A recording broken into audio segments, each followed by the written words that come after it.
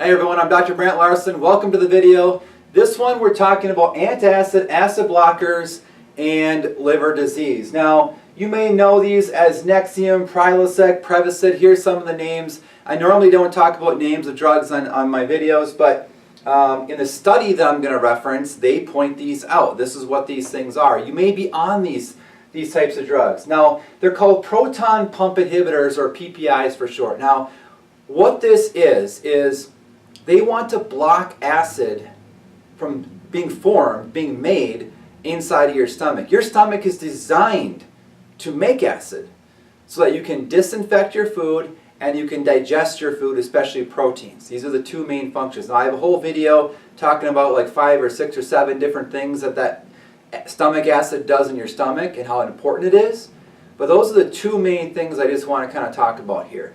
Now, so it's proton pump inhibitor. So a proton would be like hydrogen. So hydrochloric acid, gastric acid, stomach acid, is hydrogen and chloride. Okay, so your stomach makes the hydrogen. You have cells in your stomach that makes hydrogen. Hydrogen has a proton by it. So these drugs are stopping that natural production inside your body. Already the red flag should be going up in your mind saying, is that a good idea? Right? So they're used for GERD, gastroesophageal reflux disease, and also obviously heartburn is very common. Now about 30 million people per year are on these drugs, and I'm seeing this more and more commonly in the patients that are coming into my office. Doesn't matter if they're man, woman, or even kids sometimes. They're putting babies on these things because they have acid reflux or whatever's going on, instead of actually figuring out what the actual problem is. So 30 million people, U.S. alone. Now here's the new study, October 10th, 2017. They reference these drugs in there. They talk about them, proton pump inhibitors. And it was done at the University of California, San Diego School of Medicine. And what it showed is that PPIs promote chronic liver disease. Now, I'm glad these guys did the research on it, but really? I mean, it should just be common sense. You stop a natural process in the body, you're going to have consequences. Especially here. So we have stomach, right? So we have digestion. So what's going to happen? You're going to have stomach issues. You're going to have problems with your small intestine, your large intestine, because that's all part of your GI system. Well, so is your pancreas. I wouldn't doubt if a year or 2 or 6 months from now, they're going to have a whole study about how the pancreas is being affected as well. That makes enzymes and does all kinds of things for digestion. And then the liver, of course, because these organs are all intimately involved in digestion. Again, so I'm happy that they're doing the research, but I mean, really? Do we need it? I mean, I've been talking about this for years, getting people off of there, helping people to not need these drugs anymore, I should say. Right? I never tell anyone to ever get off of a drug. And don't misconstrue me for that.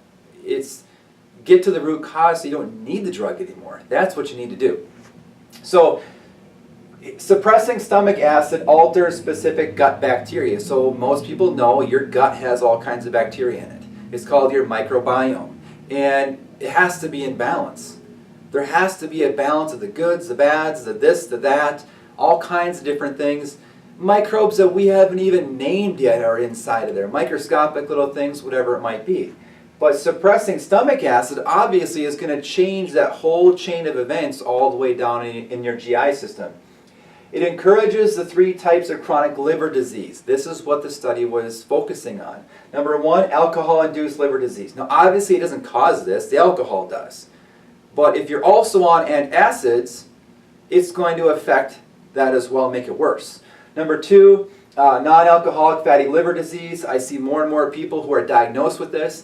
And on the blood work that I run, the different lab markers on there absolutely point to this as well, and there's various degrees of how fatty your liver is and how much it's trying to protect itself is really what's happening. It's dying, it's struggling, it can't keep up, and it's coating itself in fat and trying to protect itself. It's a protective mechanism. And then number 3 is NASH, non-alcoholic steatohepatitis. So it's got some viral infection in there along with the fat. So these are the 3 main chronic liver conditions, and liver conditions are on the rise even more than ever. I think they're like the 12th leading cause of death right now in the U.S. Now here's a direct quote from one of the researchers. He says, our stomachs produce gastric acid to kill ingested microbes. What I've been saying all along, right? You have to sterilize your food. And taking a medication to suppress gastric acid secretion can change the composition of the gut microbiome. Of course, right? It just makes common sense.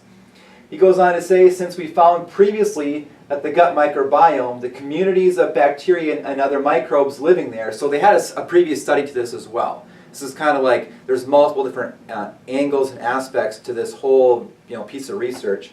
They can influence liver disease risk.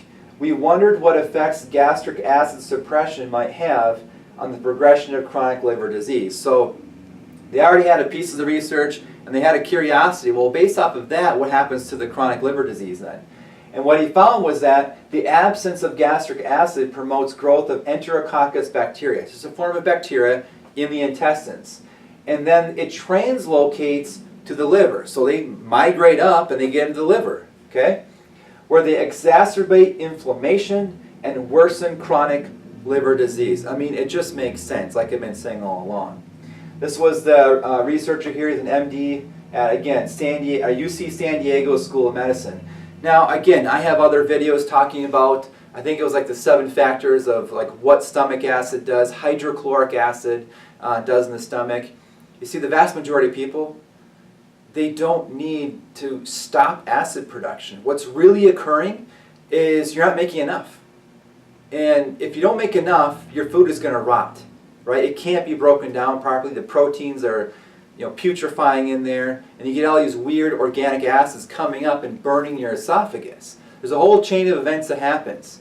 So if you give the body more acid, usually, I mean, vast majority of people that I've helped with this, you give them more acid and they start feeling better.